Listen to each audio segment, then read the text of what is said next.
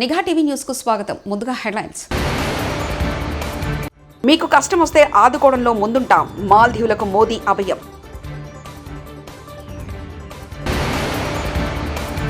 పవన్ కళ్యాణ్ ప్రసంగం 70వ వన్యప్రాణి వారోత్సవ కార్యక్రమం మంగళగిరిలో.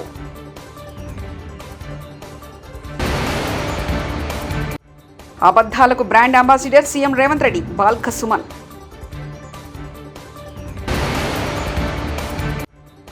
ధనలక్ష్మిగా అమ్మవారు 45 లక్షల కరెన్సీ నోట్లతో అలంకారం. త్వరలోనే తెలుగుదేశం పార్టీలో చేరుతా మాజీ ఎమ్మెల్యే తీగల కృష్ణారెడ్డి.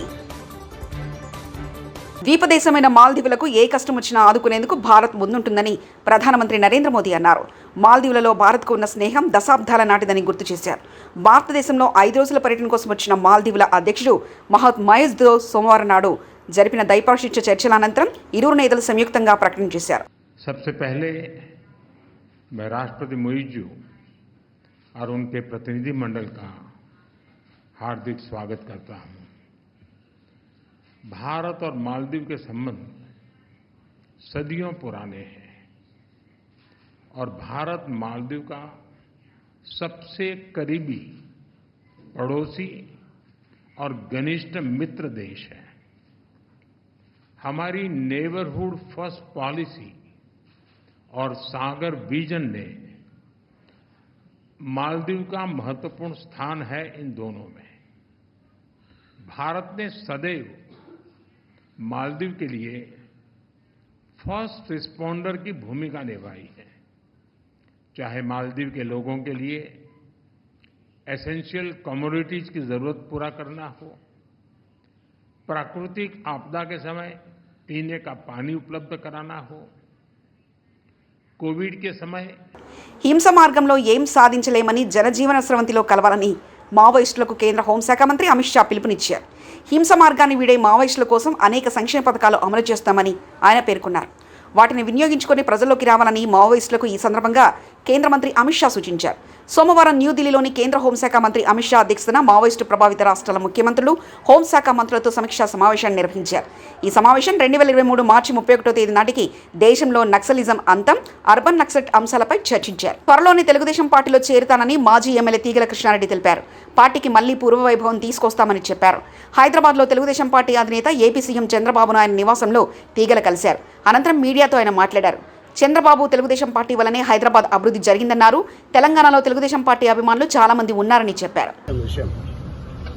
ఆనాడు ఎన్టీ రామారావు పాలన మళ్ళీ రావాలని, ఈ తెలంగాణలో కూడా మళ్ళీ ఎన్టీ రామారావు ఏ విధంగానైతే పేద బడుగు వర్గాల ఆశాజ్యోతిగా నిలిచాడో ఆ విధంగా తేవాలన్న ఉద్దేశంతో ఈరోజు వారిని కలవడం జరిగింది. అంతేకాదు ఈరోజు హైదరాబాద్ నగరం ఇంత సుందర నగరంగా తీర్చిదిద్దామంటే ఆనాడు నన్ను మేయర్గా చేసిన చంద్రబాబు నాయుడు గారు, ఆయన ముఖ్యమంత్రిగా ఉన్నప్పుడే హైదరాబాద్, సికింద్రాబాద్, హుస్సేన్ సాగర్తో పాటు ఈరోజు సైబరాబాద్ సిటీ తీసుకొచ్చింది కూడా చంద్రబాబు నాయుడు గారు. దానికి ఎవరు కాదనలేదు, సాక్ష్యం నేనే. ఈ హైదరాబాద్ నగరంలో clean and green, the best city award, the best tourism award తీసుకొచ్చింది కూడా చంద్రబాబు నాయుడు గారు. అయితే ఈ మధ్యకాలంలో తెలంగాణ అంశం వచ్చి మరి ఏం జరిగిందో మనం అందరం చూస్తూనే ఉన్నాం. కానీ మళ్ళీ పూర్వ వైభవం తీసుకురావడానికి మేమందరం కూడా చంద్రబాబు నాయుడు కలవడం, మరొకసారి మనం పిలిచి మాట్లాడుతున్నాడు. తప్పకుండా మళ్ళీ ఆనాడు ఎన్టీ రామారావు గారు ఏ విధంగానైతే పరిపాలన చేసిండో ఆ విధంగా చేసడానికి మేమందరం కూడా కృషి చేస్తాం. నేనందరినీ కూడా శ్రేణులకు వస్తున్నా. చాలా మంది తెలుగుదేశంకు ఎన్టీ రామారావు అభిమానులు ఉన్నారు. ఇంకా వారందరూ కూడా ఏకతాటికి తీసుకొచ్చి మళ్ళీ పూర్వ వైభవం తీసడానికి నేను ప్రయత్నం చేస్తాను. టీడీపీలోకి వెళ్తారా సార్? 100%. అందార కాశ్మీర్ లోయ మంచు దుప్పటి కప్పుకుంది. ప్రసిద్ధ పర్యాటక కేంద్రం గుల్మర్గ్తో సహా జమ్మూ కాశ్మీర్లోని పలు ప్రాంతాల్లో మంచు కురుస్తుంది. ధవల వర్ణంతో మెరిసిపోతున్న ఆ ప్రాంతాలను చూసేందుకు పర్యాటకులు భారీగా తరలివస్తున్నారు. మంచు కురిసే వేళ కాశ్మీర్ అందం మరింత అందంగా ఉందంటూ ఆనందం వ్యక్తం చేస్తున్నారు. ఆ సుందర పర్యాటక ప్రాంతాలను మీరు చూడండి. దేశవ్యాప్తంగా దేవీ నవరాత్రి ఉత్సవాలు వైభవంగా నిర్వహిస్తున్నారు. పశ్చిమ బెంగాల్లోని కొందరు నిర్వాహకులు దుర్గమ్మ పూజా మండపాన్ని ఢిల్లీలోని అక్షరధామ్ ఆలయ నమూనాలో ఆకర్షణీయంగా ఏర్పాటు చేశారు. కళ్యాణి ప్రాంతంలో ఏర్పాటు చేసిన ఈ మండపం విద్యుత్ దీప కాంతుల్లో మరింత దేదీప్యమానంగా వెలుగుతూ ఆకట్టుకుంటుంది. ఈ మండపాన్ని చూసేందుకు పరిసర ప్రాంతాల ప్రజలు అధిక సంఖ్యలో తరలివస్తున్నారు. అనంతపురం జిల్లా రాయదుర్గం పట్టణంలో శ్రీ నగరేశ్వర స్వామి ఆలయంలో శరన్నవరాత్రి ఉత్సవాలు ఘనంగా జరుగుతున్నాయి. ఉత్సవాల సందర్భంగా శ్రీ వాసవి కన్యకా పరమేశ్వరి 45 లక్షల కరెన్సీ నోట్లతో ధనలక్ష్మీదేవి రూపంలో అలరించారు. ఆర్యవైశ్య యువజన సంఘం ఆధ్వర్యంలో అమ్మవారికి ఇలా అద్భుతంగా అలంకరణ చేశారు. అమ్మవారికి మహిళలు సామూహిక కుంకుమార్చన, పంచామృత అభిషేకం, పుష్పాలంకరణ వంటి విశేష పూజలు నిర్వహించారు.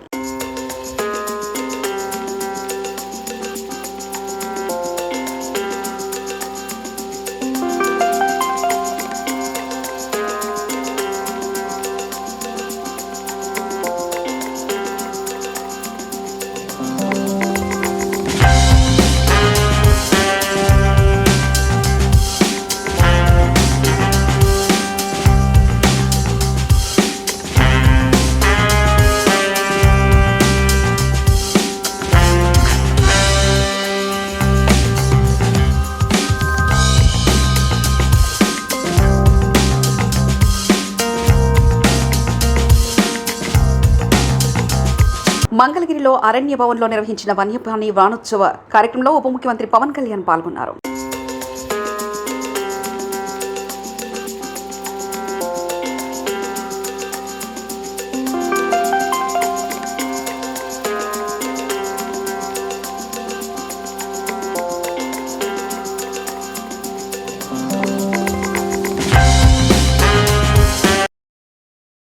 దేవీ నవరాత్రుల సమయంలో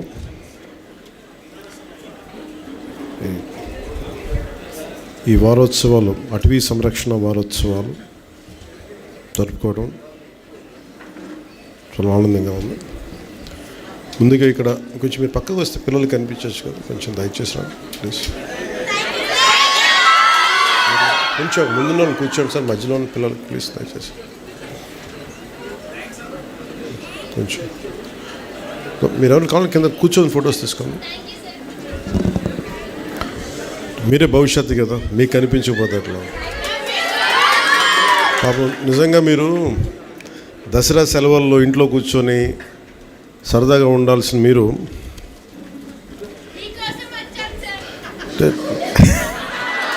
అలాగే నేను కూడా మీరు వస్తున్నారని మీకోసం వచ్చాను. దేనికి తపన పడతామంటే మన తల్లిదండ్రులు తపన పడితే ఎవరి కోసం తపన పడతారు? బిడ్డలు బాగుండాలి తపన పడతారు. ప్రభుత్వాన్ని నడిపే వ్యక్తులు ఎవరైనా సరే, పెద్దలు, వాళ్ళ ప్రభుత్వం ఒక స్థాయికి వచ్చాక అందరూ బాగుండాలని కోరుకుంటాం. అందరిలాగే నేను కూడా నా ఇంట్లో బిడ్డలే బాగుండాలని కాదు, అందరి బిడ్డలు బాగుండాలని కోరుకుంటాను. ఎలా బాగుండాలి దానికి? మీరు పర్యావరణం చాలా కీలకమైనది. నాకు చిన్నప్పుడు ఎలా అనిపించేది అంటే, స్కూల్లో చెట్లు ఉండేవి కావు సరిగ్గా. ఉన్న చెట్లని పిల్లలంతా కొమ్మలుగా కానుగ చెట్లు ఉండేవి. కానుగ చెట్లు ఏమి తొయ్యకపోతే ఏం చేస్తాను, ఇరుస్తూ ఉండేవాళ్ళు కొమ్మలను. ఎందుకు ఇరుస్తున్నా నాకు అర్థమయ్యేది కాదు. నీడనిచ్చే చెట్టుని కాపాడుకోలేకపోతే సమస్య మనకే. ఈ పర్యావరణ పరిరక్షణ ఇవన్నీ ఏంటంటే, నీడనిచ్చే చెట్టుని ఫస్ట్ కాపాడుకుంటే దాన్ని ఆధారపడి పురుగులు, చిన్న దాన్ని తినడానికి పక్షులు, అలా ఎన్ని రకాలుగా పెరిగిపోతాయంటే,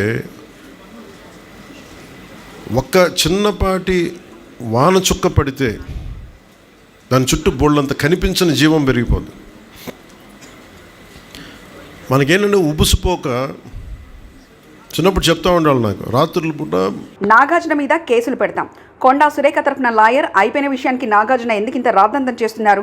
నాగార్జునతో పాటు ఆయనకు మద్దతు ఇచ్చిన అందరిపై కేసులు వేస్తామంటూ కొండా సురేఖ తరఫు లాయర్ వ్యాఖ్యానించారు. ఏవైతే పర్యవసనం ఉంటుందో దానికి తప్పకుండా మేము కూడా నాగార్జున పైన కేసు వేసి మేము కూడా, ఎందుకంటే ఆనరేబుల్ ఒక మినిస్టర్ గారి పైన, ఒక బీసీ మినిస్టర్ పైన వీళ్ళు అవాకోచావకులు చేయకుంటూ అంటే అయిపోయింది.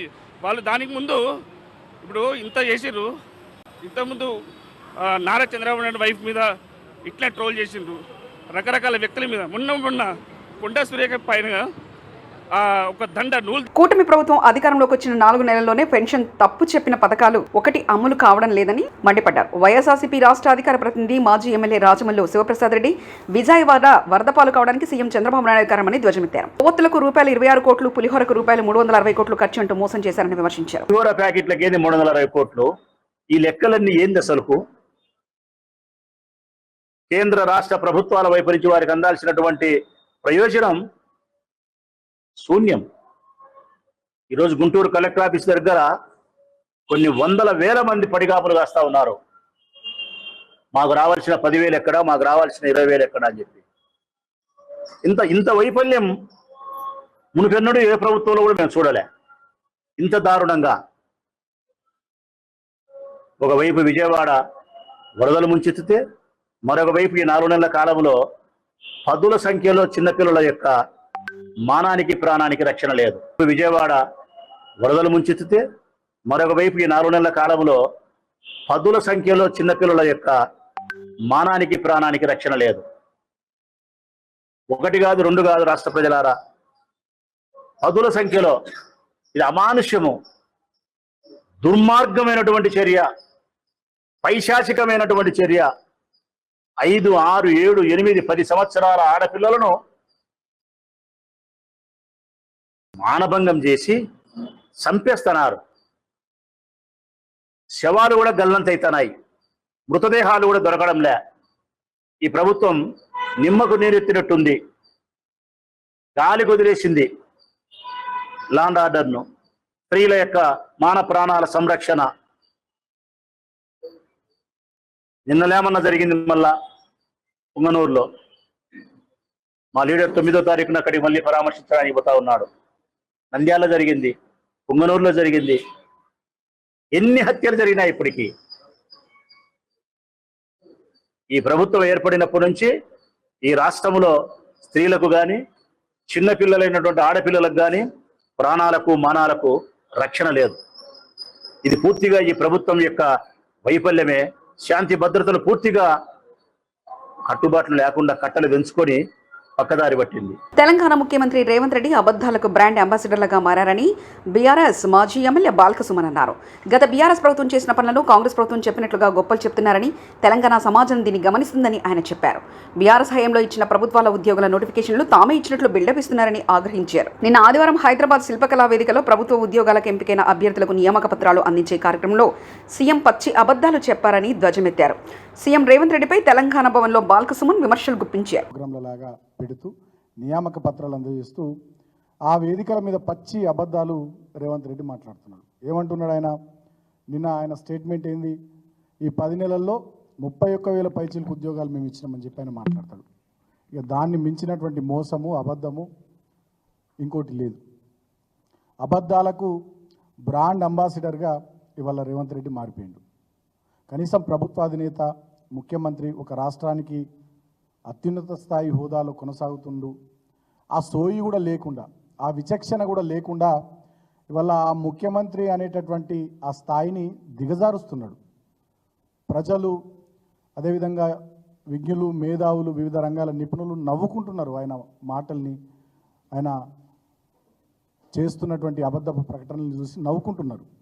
ముఖ్యంగా ఆనాడు అసెంబ్లీ ఎన్నికల సందర్భంలో ఆనాడు ప్రదేశ్ కాంగ్రెస్ కమిటీ అధ్యక్షుడిగా రేవంత్ రెడ్డి, అదేవిధంగా ఆనాడు కాంగ్రెస్ లెజిస్లేచర్ పార్టీ నాయకులుగా బట్టి విక్రమార్క గారు 6 గ్యారంటీ కార్డుల మీద సంతకాలు పెట్టి వాళ్ళు ఊరూరా ప్రచారం చేశారు.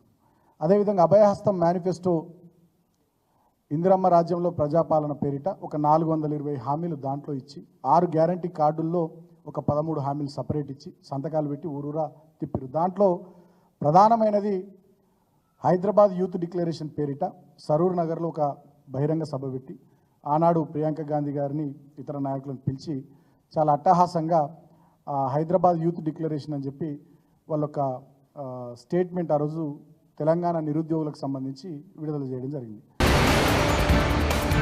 మీకు కష్టం వస్తే ఆదుకోవడంలో ముందుంటాం, మాల్దీవులకు మోదీ అభయం.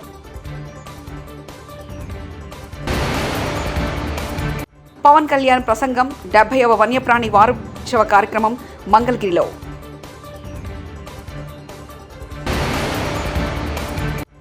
అబద్ధాలకు brand ambassador CM Revanth Reddy Balka Suman.